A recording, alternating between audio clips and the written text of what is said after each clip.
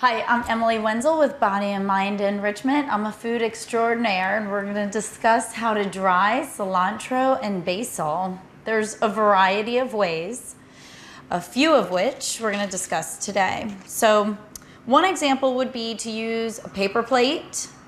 One would be to use a mesh tray.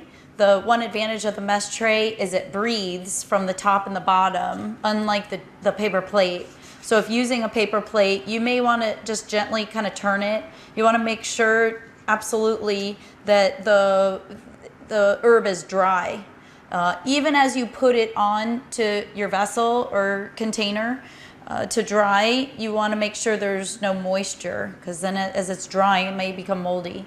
Another option, which I enjoy to use a lot, would be to take a hemp string and tie the herb upside down. Some herbs may change in color a little bit, so you may find that the basil may turn a little bit, almost like a brown color. So I personally prefer to use cilantro and basil most of the time as fresh as possible. But if you do have an abundance of it and decide to dry it, those are a few examples. Those are some ways that you can dry basil and cilantro.